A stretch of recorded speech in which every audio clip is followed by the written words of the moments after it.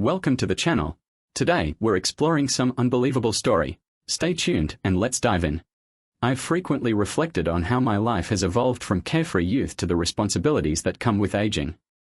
When I was younger, I didn't worry much about the future. Instead, I concentrated on enjoying life, spending time with friends, and living in the now. It wasn't until I met Sophia in my senior year of university that I began to see a clearer route.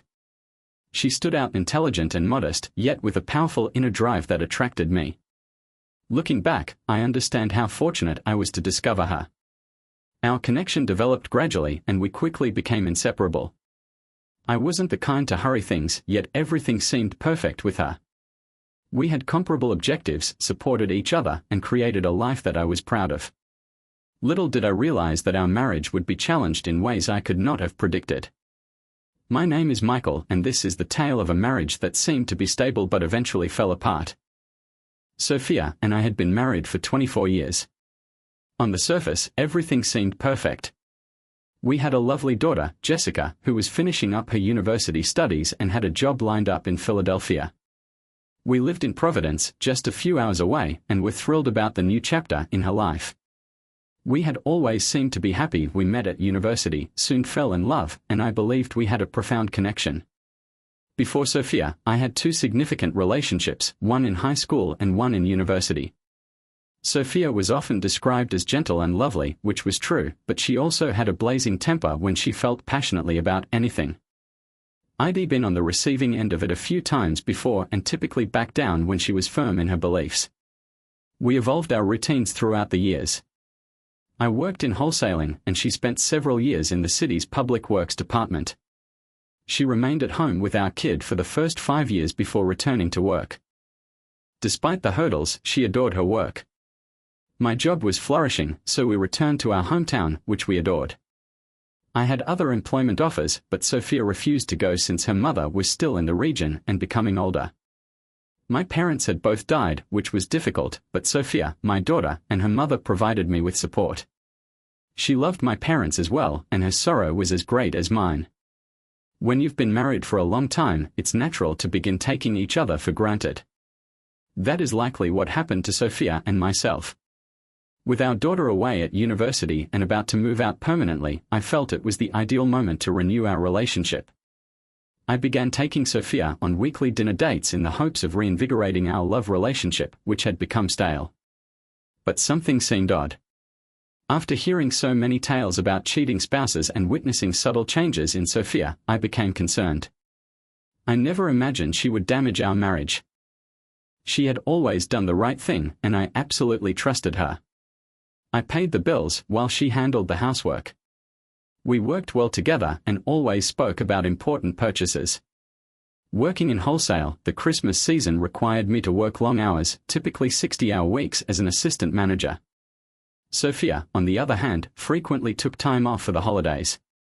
Her municipal department annually had a spring break party, which I made an effort to attend despite my demanding schedule in order to meet her coworkers. Sophia, meanwhile, had become more aloof since the crash. Not substantially, just little less engaged.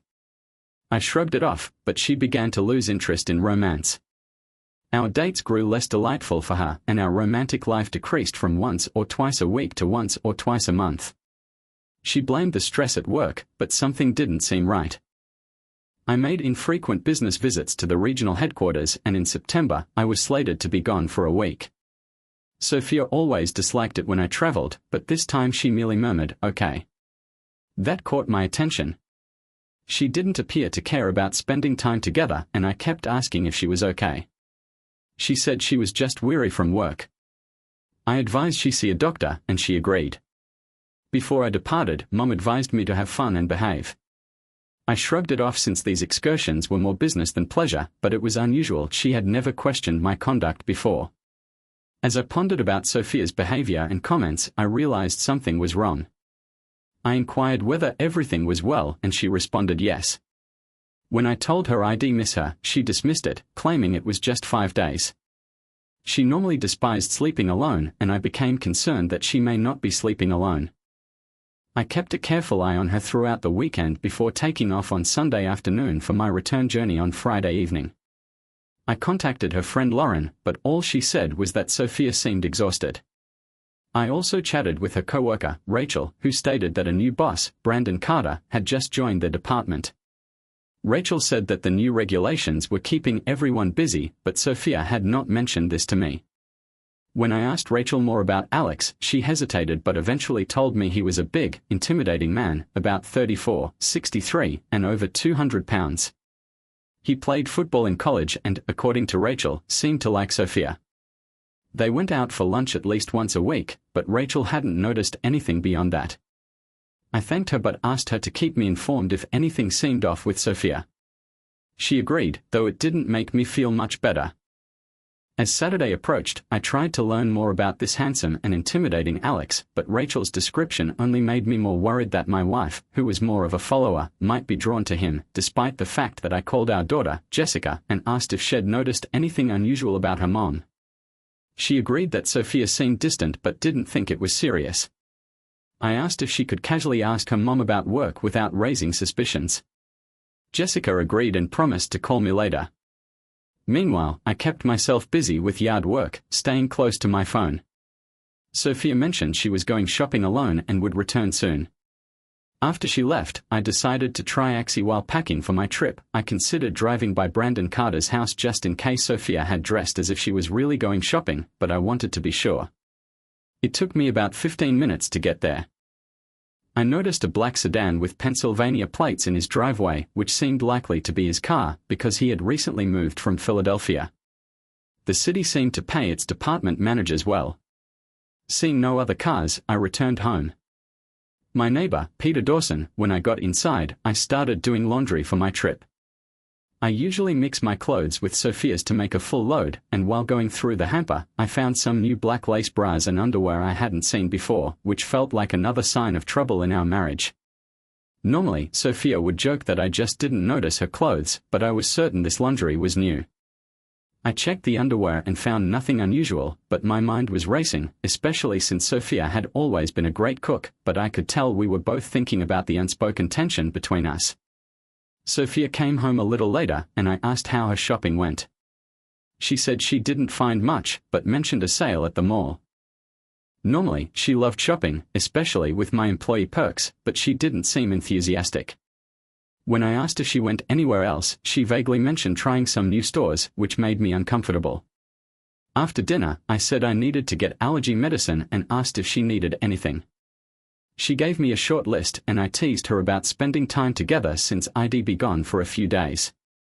She dismissed the idea, saying she planned to turn in early because she hadn't slept well. I was frustrated and it felt like we were just roommates now.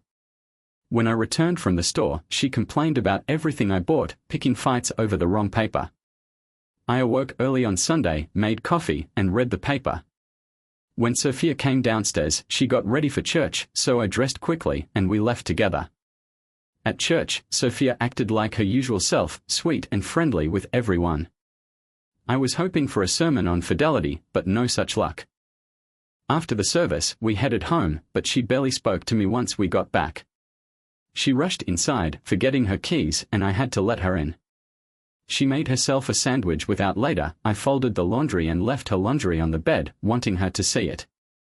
When she saw it, she only said, "I hope you washed it on gentle. I'd hate for you to ruin my clothes." I was furious, ready to snap, but she left the room before I could say anything. I packed for my trip, and when she saw me bringing my suitcase downstairs, she complained, "Now I have to take you to the train station and give up my Sunday." Normally, she was happy to drive me, and when the flight to Atlanta was uneventful and I checked into my hotel. Because I was the only one from my store, I had the opportunity to meet new people and discuss business. While I didn't like traveling, it was nice to connect with others.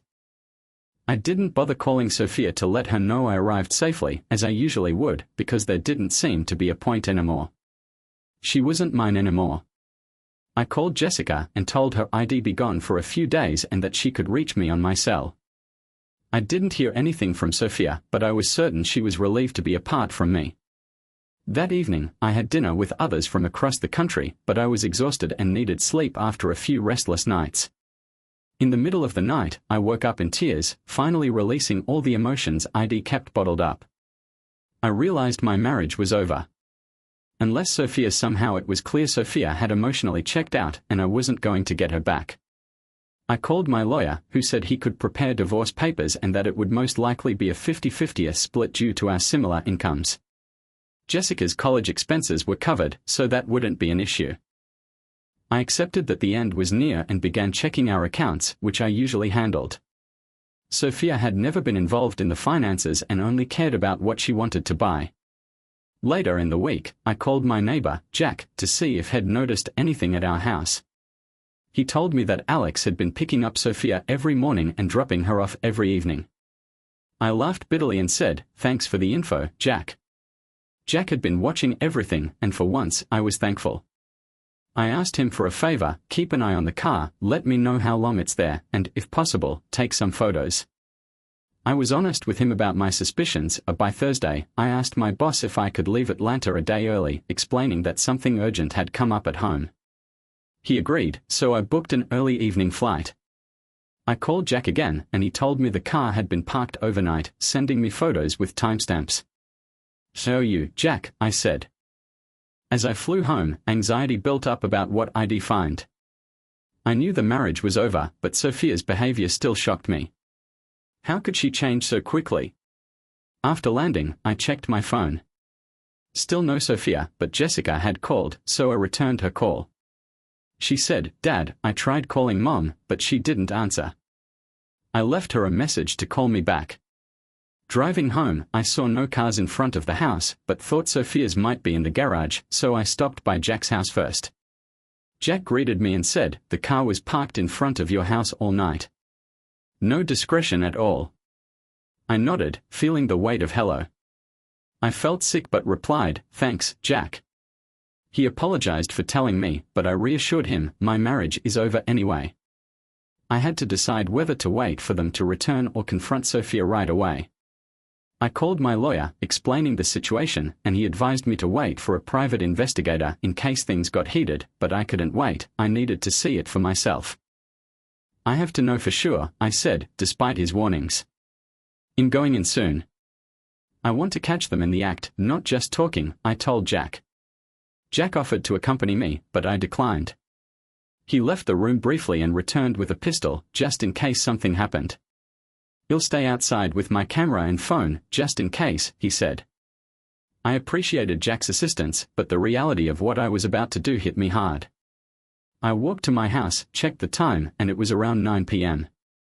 When I peeked through the window, I saw Alex kissing Sophia passionately. My heart broke, but I stayed quiet, with the curtains partially open, because anyone could have seen them. Jack took a few photos. Alex, much taller than Sophia, began undressing, stripping down to his boxers, revealing a muscular body. Sophia stood up, grinning, as he removed her blouse and pants, and she wore the red lingerie I had found earlier. Alex picked Sophia up and carried her upstairs, and I followed quietly, unlocking the back door. I heard her giggle as Alex said, "I'm going to use you like my little plaything." I turned on my phone's video recorder and moved to the bedroom door, which was partially open. Alex was unclothed with his back to me, and Sophia lay on our bed. My emotions were a mix of anger, hurt, and numbness as I stood in the doorway. Sophia suddenly turned and saw me. Her face changed from dizzy. I was shaking with rage but kept my voice steady. "Screw you and her too. No one disrespects me in my own house." Alex smirked. "What are you going to do about it, cuck?" she asked calmly. "How big are you?" He puffed up. "I'm 63, 215 pounds, and I've got something you'll never have, a giant asterisk asterisk asterisk." I nodded, staying composed. "Do you run too?" "Stay in shape." He looked confused but answered, "Yeah, I run." "Why?" she asked. "Good," I said, pulling out the weapon. "You'll need," Sophia screamed, and Alex's confidence vanished. "Hey man, don't do anything crazy," he begged. "Get on the floor now." Alex dropped to his knees while Sophia whimpered. I continued, "Who decided to screw in my house?" "You, Sophia." He stammered, "We knew you were out of town. Sophia wanted to be here in case you called." I shook my head. "Brilliant. How many times have you slept with my wife?" 5 times, he admitted. When was the first? She asked. Monday night, he. Sophia, frozen in shock, nodded slightly. Put your head on the floor, I ordered. And don't move. I laughed bitterly.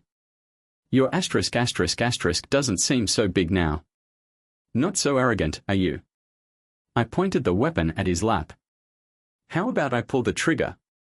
You won't die, but you won't be having fun either. Please, no. I won't touch her again, Alex begged, starting to pee himself. Pissed yourself, huh? I mocked. I told him to get dressed, still laughing at the absurdity. Sophia, scared, nodded, and Alex, quivering, consented, begging, please don't release it. Once he was dressed, I instructed him to go, adding, Alex, don't go messing around with any more married women, okay? He nodded and went away, leaving me alone with my unclothed, weeping wife. I told Sophia to get dressed and that we'd talk after I made some coffee downstairs. Jack told me he was proud of me and had heard the entire conversation, which surprised me, and I thanked him. He revealed that when he gave me the weapon, it only had 1 bullet, and he was ready to step in if needed. I didn't want you eliminating them both and making a mess, he said. I shivered, realizing the risk, and thanked him again. Don't hurt her, Jack said. You'll end up in jail, and your daughter needs you. Thanks, Jack, I said, but my thoughts were elsewhere. Sophia, now dressed, came downstairs a few minutes later. I poured her some coffee and we sat down. She tried to sit next to me on the couch, but I moved to the recliner. So, what do you have to say for yourself? She asked. Sophia began, I can't express how sorry I am for everything. You know me, I've never acted like this. I thought I knew you. I stopped. Keep going. She kept weeping. I got caught up in the excitement and thought you'd never find out. I chuckled bitterly. You were about as subtle as a freight train. Did you think I wouldn't notice? I loved you, and for 24 years, my life with you and Jessica was amazing. Then you lost your mind. Now's your chance to be honest. Lie, and you're out. Sophia sighed. I have no excuse. He swept me up in the moment. He was wild and intense, something I've never felt before. You're so loving and kind, but he took what he wanted. She paused and I stared blankly at her. I know it's stupid. I acted like a teenager, she said. 5 *** sessions and don't forget the groping and lunches your co-workers saw it all. They know a tramp. She gasped. I never thought they'd notice. Well, they did, I said, and her tears continued. I'm so sorry for everything. I've disgraced myself, she cried. I agree, I replied, but you also humiliated me. Your selfishness and lack of respect were unbelievable. I never imagined someone who claimed to love me would treat me this way. I began to cry. She tried to come closer, but I stopped her. Don't come near me, I said. You've ignored me for weeks. You didn't even call me once while I was away. You were too caught up with your lover to remember the I couldn't stop crying. I had held it together through everything, but now I couldn't stop. I thought about the future. Thanksgiving was next week, and my poor Jessica would have to split every holiday between us. Sophia had ruined it all. As angry as I was at Alex, her betrayal hurt more because she showed no respect or love for me. In her eyes, I was weak for always putting her needs above mine. I had sacrificed for her, cared for her when she was sick, and made her feel. She tried to approach me again, but I pushed her away, and she grabbed my legs, crying at my feet. I needed to have this conversation for closure, and I wasn't going to listen to the usual excuses. I was lonely, or he made me feel pretty. I didn't care what he said, only what she did. My heart was breaking, but I knew it would heal eventually. Sophia, I began, I have one question. Do you love him? No, I don't think so, she replied. You don't think so? I shot back. Are you unsure whether you love him or not? No, David, I don't love him. It was the thrill of doing something wrong. You know me, I've always been the good girl, doing what was expected. Then Alex came along, and I was drawn in by his power. I shook my head. You let it happen. Did you know it was wrong? What were you thinking? I continued. Alex is just like those guys who take advantage of women. Except you willingly went along and treated me like I was nothing. She broke down sobbing. No, no, no. I continued. You enjoyed it. Sorry, I'm not as big or rough as he is, I said coldly. If you wanted to be treated that way, you could have told me. She cried harder. I've never been adventurous, and we sat in silence for a few minutes. I'm going to take a shower, I told her, and then we'll talk more. As I showered, I thought about everything. I knew Sophia was sorry, but it was too early to make any decisions about our marriage. I wished I could stay in the shower forever to wash away my thoughts.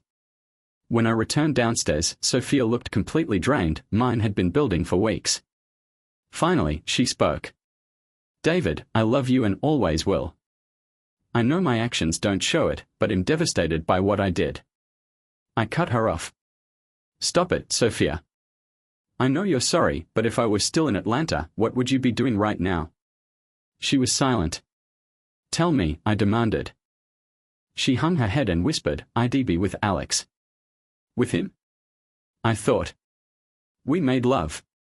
I hate the words crew, she said. I'd be screwing Alex. That's better, I said coldly. At least you admit it. Now tell me everything you did. I already know some of it, so don't lie. She nodded, tears streaming down her face. We fooled around, I gave him head, and we had *****. Nice. You wouldn't do that for me because you said it was disgusting, but you did it for him. She cried harder. I love you, and you're so loving. He was just a brute. I'm ashamed. Do you even remember when we last had *****? She asked. She looked confused. A couple of weeks ago. No. It's been 4 weeks. Around the time you started seeing Alex. Did you even notice? When did we last make love? Was he on your mind? She shook her head. No. It wasn't the same with him. He just took me.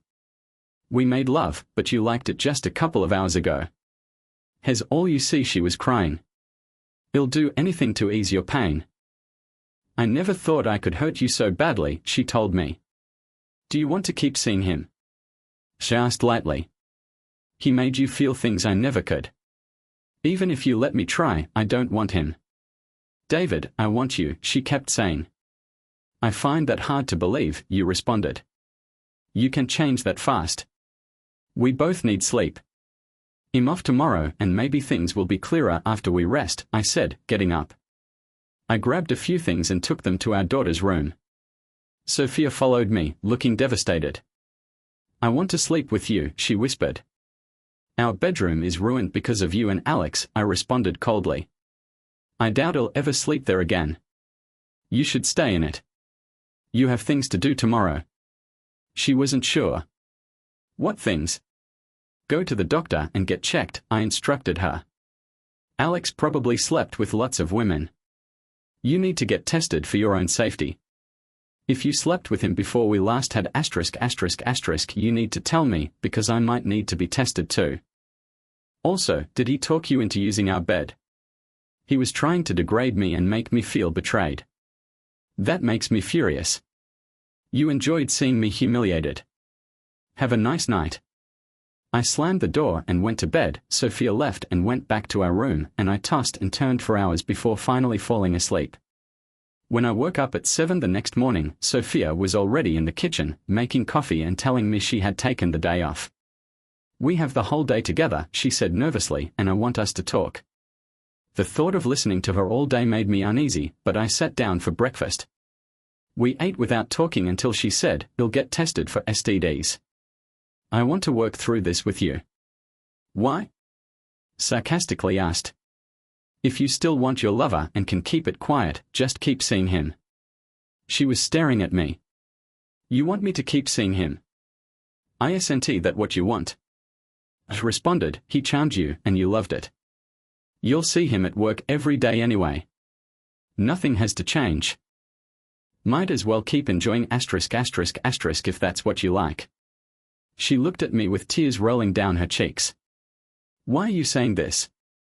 She quipped. I want to be with you, she commented. I think we should try a separation, I responded quietly. That way you can be with **** and I can be the oblivious fool. You get the best of both worlds, respect from friends and family and no wasted time in a fake marriage. We can act like a happy couple at events and then your lover can have you after. As I got up to leave, she started crying. Why does this stupid tramp suddenly care about what I'm doing? I thought as I walked out. She hadn't cared for a while. While she cleaned up, I checked her phone, no calls from Alex since last night, but she could have used the landline. I left and went to speak with my boss. After explaining everything to my boss, he was shocked and sympathetic. We discussed transferring me to another store, which would mean a raise and a way out of this nightmare, and he said it could happen within a month or two. I then went to my lawyer and told him my plans would move forward with a standard separation and a 50-50 split. I intended to move out within a week and wait for the transfer. I also changed all of our accounts, cancelled joint cards, and took out how later I walked through the park trying to clear my head. Sophia called to tell me she had a doctor's appointment and would get the results in a few days. I told her I'd be home soon but needed to talk to Jessica before making any final decisions. That thought made me cry. After getting some air, I went home. The house no longer felt like a home, just a place to stay. Sophia was dressed elegantly but was uncomfortable. We need to move forward, she said. Maybe we can fix our marriage. Okay, dear wife, I answered sarcastically. Tell me how we do that. She suggested counseling, seeing less of Alex and making more time for us. When she finished, I asked, are you willing to show me all your communications with him? I want to see everything before we move on. She looked uneasy. I deleted them. How convenient, I said. Why did you do that? I pressed. I didn't want you to see them, she admitted. When did you delete them? She asked. I wanted a fresh start. Everything that reminded me of Alex had tea. We spent the rest of the day quietly working around the house. Sophia was busy talking to her mom about Thanksgiving and making plans to invite some friends, so I didn't bother telling her I wouldn't be joining her this year. She thought for a moment before responding, I'd rather stay together and try to fix this. I love you and I think we can work through it. The rest of the weekend dragged. I continued sleeping in the other room and she again asked if she could join me. I told her no, explaining that we needed space. Monday came and I'd taken the day off without telling Sophia.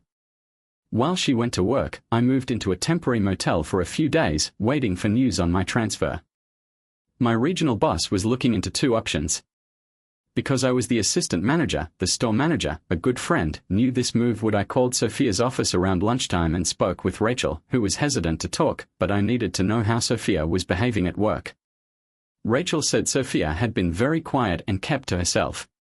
She also mentioned that Sophia had spent about an hour in Alex's office earlier and came out looking upset. When Rachel checked in later, Sophia appeared to be crying. Sophia admitted she had had a rough weekend and that things with. After waiting a while, I called to see if I could pick up on anything suspicious. When she answered, I asked, "Are you at lunch?" "Yes," she replied, with the noise of people talking in the background, likely at a restaurant. "Are you alone?" I pressed. "Yes," she said, just grabbing lunch and heading back. I wanted to believe her, but I called Rachel again. Rachel told me Sophia had only been gone about 25 minutes, so maybe she was telling the truth, but Rachel also meant by the time Sophia arrived home around 5, I had decided to tell her I had moved out. I sat her down and said, "We need to talk. I've moved out and I think we should live separately for a while to figure out what's next." She looked shocked. "David, I don't want that. I think we should stay together and work this out." "How can we work this out?" she asked. "Maybe we need time apart to see if we even still want this marriage." "No," she replied, Sophia, since I confronted Alex, have you spoken to him?" She paused before responding, "Yes, but we were just talking about how to work together." "That's all. Please, David, don't do this. Let's just get through Thanksgiving first. It could help us both," she told me. "I'm sorry," I softened a bit, "but I love Jessica and I think you still want Alex." It's too painful to be second best to my wife. We need to talk to Jessica and tell her we've separated. Please, David, don't tell her. Not yet. She needs to know, I pleaded. We can't hide this from her. Her rose up. I should go. I'll be in touch. I embraced her quickly and she sobbed as I left. Back at the motel, I settled in and worked on a few things. I told Sophia she could call if anything important came up, but otherwise, we needed space. That night, I barely slept, tossing and turning with everything weighing on me. The next day, I went to work, throwing myself into the holiday rush with Cyber Monday just around the corner. It was busy, which helped distract me from my personal turmoil. When I returned to the hotel at 7 p.m., I checked my phone and saw a text from Sophia claiming she loved me. I sneered, thinking sarcastically, "Who is Sophia?" Later, she phoned and I answered. "Thanksgiving dinner is at noon," she continued, looking optimistic. "Jessica is coming home tomorrow and we've invited about 10 people. What time will you be there?" I took a long breath. "I won't be coming," I answered firmly. There was stillness on the other end, and then she hung up. After that, I called Jessica and told her the truth. Her mom and I had separated. She burst into tears as I explained that her mom had been seeing someone else. I didn't go into all the details, but I had to be honest. "I didn't cause this," I told her. "Your mom did." She begged me to come to Thanksgiving, saying her mom would be heartbroken if I didn't. I told her I couldn't because I was too hurt, but I promised to take her out and spend time with her over the weekend. I wish I could too, I told myself, but I just didn't have it in me. After that call, I barely slept. The upcoming holiday season was shaping up to be the worst I'd ever had. The Thursday before Thanksgiving was always hectic at the store, and I returned to my motel completely drained. I called Jessica first and she told me she had spoken with her mom and Sophia had admitted to some inappropriate behavior but insisted she never stopped loving me. Jessica was upset. Later, I called Sophia, who was furious and demanded to know why I wasn't attending Thanksgiving. "You're ruining everything. Jessica will be so disappointed and it's all your fault," she said. I sighed. "I just don't feel comfortable in a home where my wife entertained another man." "That's ridiculous," she snapped. "You're her father, of course, and you're welcome." I said coldly, "Is Alex coming?" And she hung up on me. I called Sophia's friend, Lauren, who had been invited to our Thanksgiving dinner, and told her I wouldn't be there. She was shocked and asked why, and I told her the truth. Sophia had been seeing someone else and I had caught her. "I can't believe it," Lauren said, clearly surprised. "But I don't want to ruin your holiday. I hope you have a great day." The sun shone on Thanksgiving morning, but I wasn't in the mood to celebrate alone in my small motel room. I ate a ham and cheese sandwich, thinking about families gathering for big turkey dinners, and began to cry as I remembered past Thanksgivings we'd shared. My life felt like it was falling apart, but I knew I had to move forward. I had the TV on for company, but it felt like I was in a prison. Jessica called around 4 and said she was coming over to spend some time with me. When she arrived, we both cried as I hugged her tightly. She told me she had stayed up most of the night with Sophia, who had admitted to making a mistake but hadn't shared all the details. "Mom's a mess," she said. "She cried for 2 hours and dreaded seeing everyone without you there. When she told them you two had separated, everyone was shocked. She didn't want to answer any questions." Jessica and I had a quiet dinner together, talking about school, her friends, and her future plans. She had a boyfriend I hadn't met yet, and she thought he might be the one, which made me happy but also a little sad. She couldn't wait to graduate and start her first job. I told her about my possible transfer, but asked her not to tell her mom yet. She realized that if I got the transfer, I'd never get back with Sophia because Sophia would never move. I arrived at the store at 5:30 a.m. and we opened at 7 a.m. It was chaos. 2 employees didn't show up, a computer crashed, and there were constant complaints about items being out of stock. It felt like I was jumping from one crisis to the next, both at work and in my personal life. When I finally finished around 8 p.m., I returned to my motel exhausted. I had 10 missed messages, 1 from Sophia, 2 from Jessica, 5 from Sophia's mother. Next, I called Jessica, who was excited because her boyfriend was coming to town on Saturday and we planned to go out to dinner. I then called Sophia, who said Thanksgiving went well, but people kept asking about me. It was your choice not to be there, she said angrily. And I'm furious that you told Jessica I had taken a lover. That's not true. You're my lover, and I made one mistake. Don't downplay what you did, Sophia, I said. I didn't cause this mess. I ended the call and called Sophia's mother, who had always been kind to me, and I was nervous about talking to her. She listened carefully and then told me not to make any hasty decisions, saying that she loved me. As dinner with Jessica and her boyfriend approached, I tried to stay positive. When we finally met, her boyfriend, Ethan, was respectful and polite. We had a pleasant dinner together, and then, out of the blue, Jessica smiled, and I could feel my eyes fill up. "I'd be proud," I murmured, trying not to cry. Ethan was a nice young man with a great future, and seeing Jessica so pleased brightened my spirits, even if only a little. They hadn't informed anybody yet, but they planned to announce it shortly. Later that night, I embraced Jessica firmly, telling her, "You and Ethan are the bright spots in my life, and I'm so happy for you." I knew the holidays would still be difficult, but at least I had something good to concentrate on.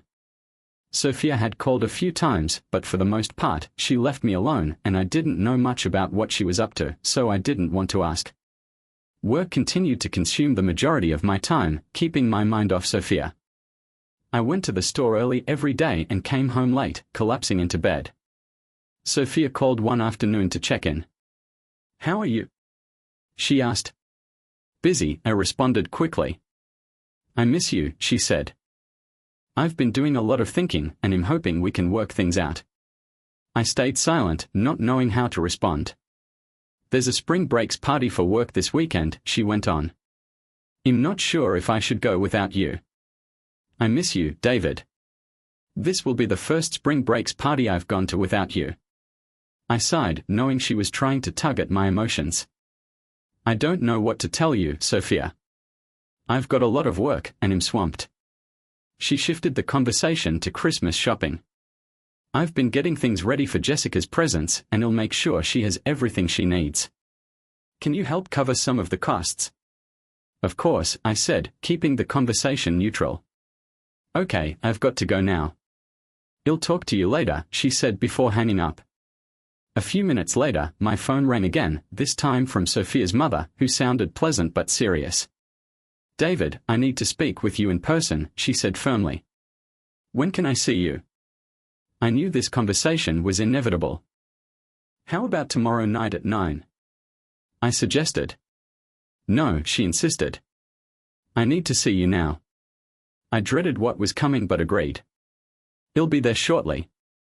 I pulled into her driveway around 9:15, and she greeted me with a hug. "I'm exhausted," I admitted, "but I was here." We sat in her living room and she got right to the point. "David, you need to talk to Sophia. She's been a wreck without you." I sighed deeply. "I get it, but this isn't a good time. I'm working long hours and barely have any free time." Just then, the front door opened and Sophia walked in. I hadn't seen her since before Thanksgiving, and I felt a flood of mixed emotions. She looked a little thinner but still beautiful, and my heart raced, but then anger took over. "Calm down, dear," Sophia's mother said gently. "This won't take long." Sophia came over and wrapped her arms around my waist. "David," she said. "I know I hurt you, but I'm trying to make things right. I've been seeing a counselor, and it's helping me understand our issues. I want you to take me to the spring breaks party, please. I'm begging you. It's for my job, and they like to see couples. It could help me at work. Sophia, you know I'm working insane hours right now. It's really hard to get away," I answered with a steady voice. "Won't it be awkward if I'm there with you? I'm sure Alex would love to humiliate me again." "Alex is an idiot. I don't care about him." "I care about you," she protested. "Please, David. There's dinner and a dance. You can leave after dinner, but just promise me one dance. Please. Just one." "Fine," I said. "I'll think about it." She smiled and kissed me on the cheek, and arose up to leave. Sophia's mother hugged me as I left.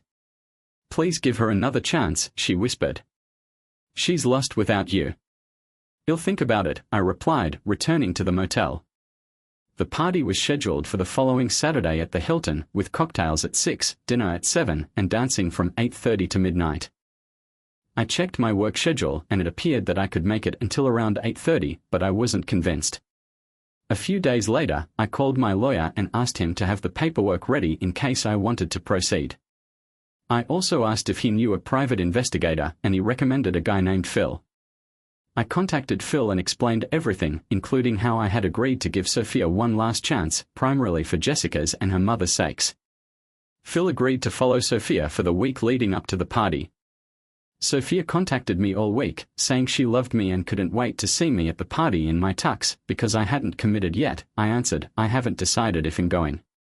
By Friday, Phil had called me with an update. He had been following Sophia and observing her interactions. She had gone out to lunch with Alex one day, but they acted professionally, nothing romantic, and Alex had stopped by her house for about 10 minutes one afternoon, but nothing suspicious had happened.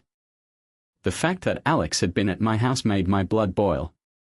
On Friday night, Phil sent me another update. Sophia just left work and went to Alex's house.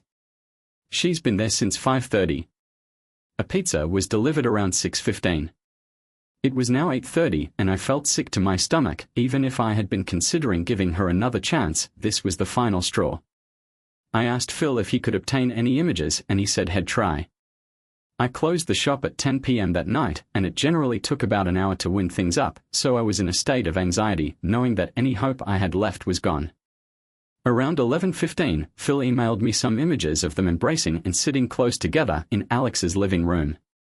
I decided to phone Sophia, and when it went to voicemail, I left a message requesting that she call me back. "Hey, are you okay?" she said, seeming worried. "I won't be able to make it to the party tomorrow night," I responded firmly. She seemed sad. "Why not?" "I bought a new dress and really wanted you to see it." "I know you're with Alex," I stated coldly. "Tell him to screw off. I hope you're enjoying his asterisk asterisk asterisk." I disconnected up before she could reply. When I returned to the hotel, Phil texted me again, "Sophia left Alex's house right after your call." The next morning, I felt more at ease than I had in a long time. It was cold and bright outside, and even though my life was still a mess, I had finally made a decision. I called Jessica to tell her I wasn't going to get back together with Sophia. "She's still seeing Alex," I explained. "I can't do this anymore." Jessica was unhappy but understood. Mom said she hadn't seen him outside of work and wouldn't ever see him again, she added, feeling agitated. "I'm sorry, but it's over," I informed her sternly. Next, I contacted Sophia's mother and told her the same thing. She was outraged and apologized for her daughter's conduct, saying, "I'm sorry I raised her like this, and I can't believe she's still seeing that man." "I appreciate your support over the years," I said, "but this is the end for me." Later, I checked my phone and noticed 5 missed calls and approximately 10 messages from Sophia, all claiming that nothing occurred at Alex's place. "We just had pizza and talked," she claimed. "Please believe me." I eventually replied back, "Alex has won. Don't contact me anymore. He'll send the divorce papers on Monday." Work went on as usual, and I finally had a plan for the future. I called Rachel at Sophia's work one last time.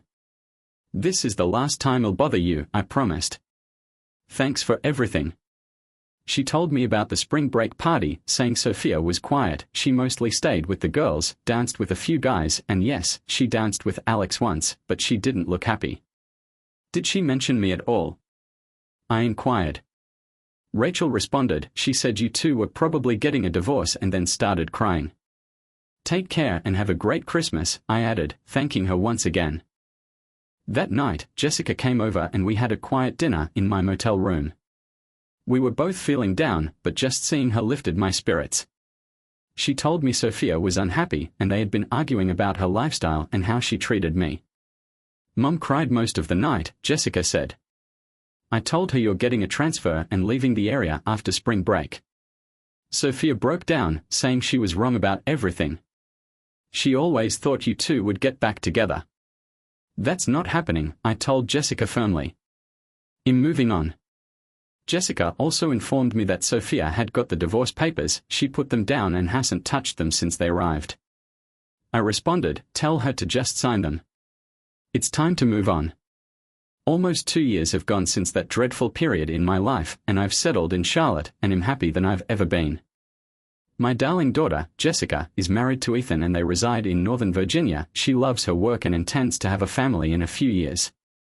Sophia sold the house and received half of the proceeds. She never dated Alex after our divorce. He moved on to his next conquest, a married woman, which eventually cost him his job due to sexual misconduct allegations. Even Sophia testified against him. Sophia hasn't called in a long time, and the last time she did, she asked, is there anything I can do to get you back or for you to forgive me? I told her, now that I've begun dating again, I've met some lovely ladies and am taking things gently. For the first time in a long time, I feel satisfied. Thank you for watching. Do you believe forgiveness is possible after betrayal, or is it time to move on? Please let us know in the comments below and remember to like and subscribe.